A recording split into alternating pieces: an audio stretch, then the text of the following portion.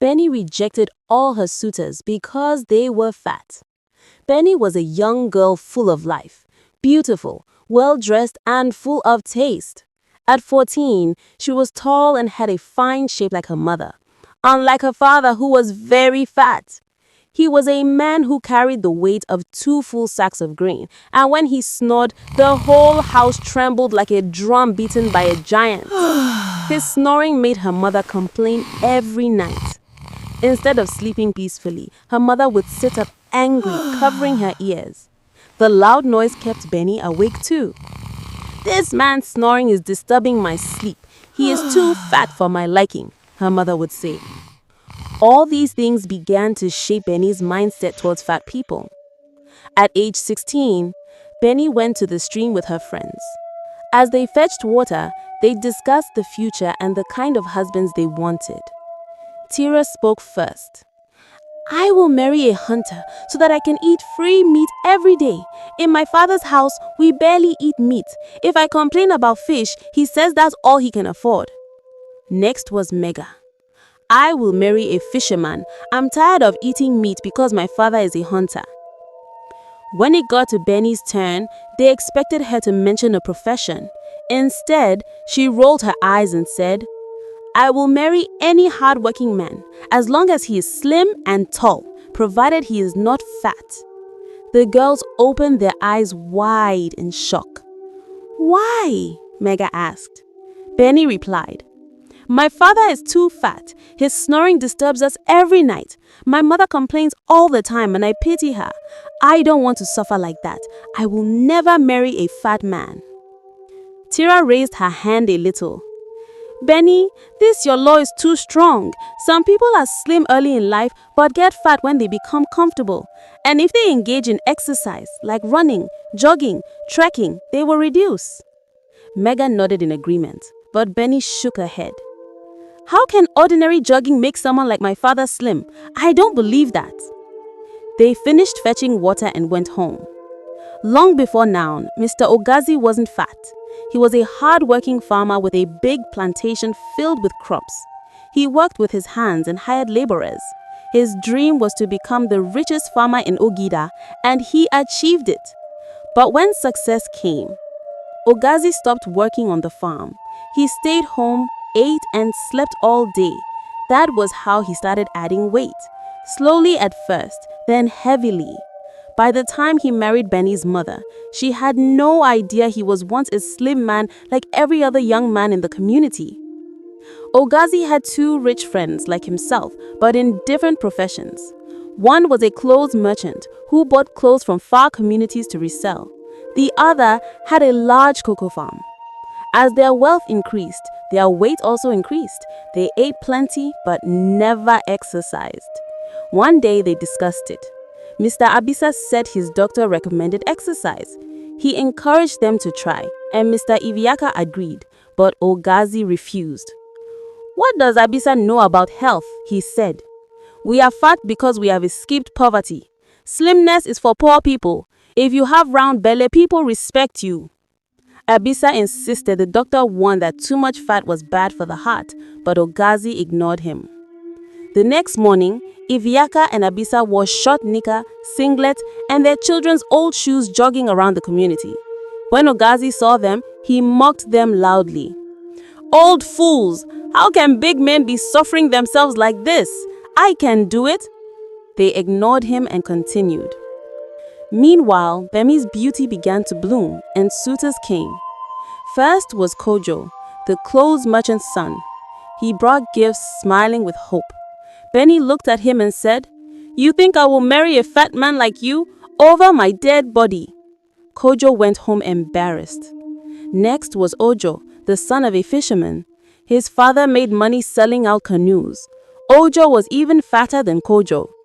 Beni hissed and walked past him, leaving him in shame. News spread around the community. People pointed at Beni's mother on the road. "That is the mother of the girl looking for only slim men, yet her father is very fat." Some supported Beni, saying that was why she preferred slim men. Others said she was taking things too far. When her mother got home, she called Beni and advised her. A woman can be slim now, but after marriage and childbirth, she may get fat. You too can get fat after your first child. Don't talk down on people like that. But Beni didn't listen. Kojo and Ojo loved Beni so much that they decided to do the same exercise that kept Iviaka and Abisa fit. They also tried to adjust their eating habits, unlike Ogazi, who ate anything he saw. They exercised hard, but instead of losing weight, they added more. Each didn't want the other to slim down first, so they pushed themselves harder. But after exercising, they went home and ate huge bowls of food. One friend advised them to eat only once a day. They tried it, but still didn't slim down. Meanwhile, Beni's friends got married and had children. Tira married a hunter who loved her deeply and provided everything. Mega married a successful fisherman who was also a businessman, rich but surprisingly not fat. People often wondered how someone who ate a lot stayed fit. One day, Beni's dream came true. Moge, the son of a palm wine tapper, came to ask for her hand in marriage. His family was average. They sometimes struggled to eat 2 meals a day. Their food was mainly vegetables, fish, cucumber, and pineapple from his mother's farm. He had no money to buy sweet foods like the rich children, so he was naturally slim and very handsome. Beni didn't hesitate. She accepted him. They got married. At first, everything was normal, but when Moge's business blossomed, he slowly began to add weight. Beni didn't notice at first, until it became obvious. She started complaining. "This is not what I bargained for." But Beni was already pregnant, and as the pregnancy grew, she added weight too. She consoled herself thinking it was pregnancy fat, but as she walked through the town, people pointed fingers at her. She felt ashamed and stopped going out. After she delivered her first child, her real transformation began. The fat she thought would go away after childbirth increased even more. Soon the news spread and people gossiped. That was when Beni realized her mistake, how she had judged people. Beni felt deeply sorry for herself and for all the people she once embarrassed. She didn't know what else to do. Life continued, and her second pregnancy made her add even more weight. Hiding in the house was making her feel worse, so she decided to ignore anyone who laughed at her. Some people still mocked her, but many were already tired. Others who had seen her humbled finally let the matter rest.